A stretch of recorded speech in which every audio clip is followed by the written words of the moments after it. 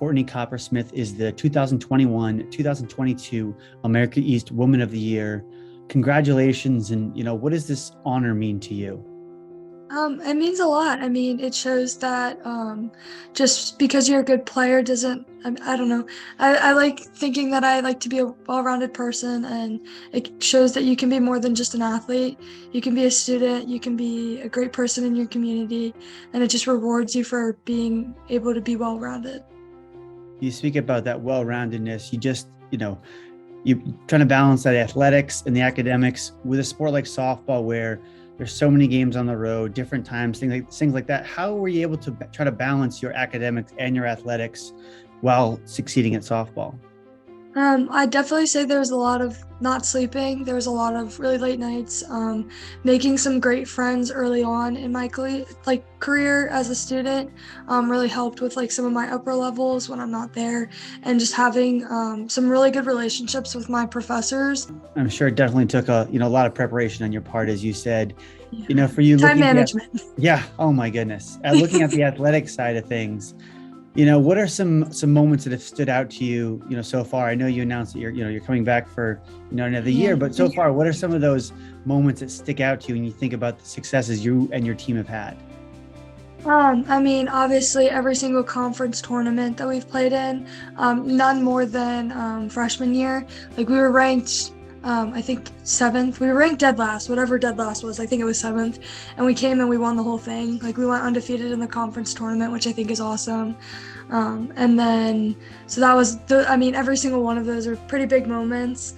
Going to the NCAA tournament, getting to play Oklahoma, getting to play Arizona, getting to play Duke, Georgia, all of those schools that you dream of and you watch playing when you grow up, and hey, I'm on the same level as them. And then just individually, some of the games that I've had, like the perfect game freshman year against Binghamton, the perfect game this past year, just, I don't know, every single day getting to go out and just play the game that I came to college enough and love enough to play in college is a great time. There's other aspects to this Woman of the Year, as you had mentioned, looking at some of the leadership aspect in the community service. First, are there any community service projects you've been able to be a part of, or just even activities given your time over your 4 years so far that you've really enjoyed being able to do? Oh, absolutely. I mean, so my freshman year, I was involved in so many different clubs, organizations, all sorts of volunteering things, as much as I could do, because I was like, okay, well, I can make my own schedule. I can do as much as I want.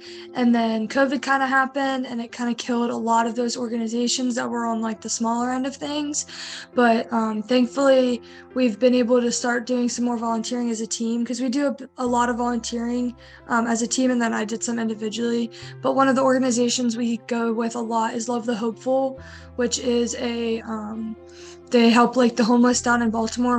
There's a lot of organizations like that, but we help out with the farmers market once a month.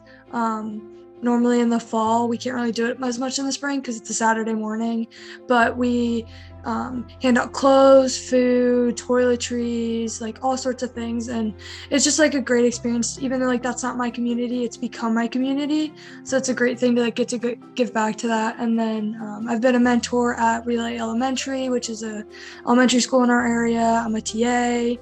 It just, I don't know. I like helping people, and I like giving back as much as I can, because I know that there were people that did that for me when I was younger, whether it was spending their time with me as a mentor, spending their time with me as a coach, doing whatever I can. I don't know. It makes me happy. No, that's great. It's one of those things where giving back, you just kind of, the more you do it, you want to do it more, because you can, see the good that it's doing.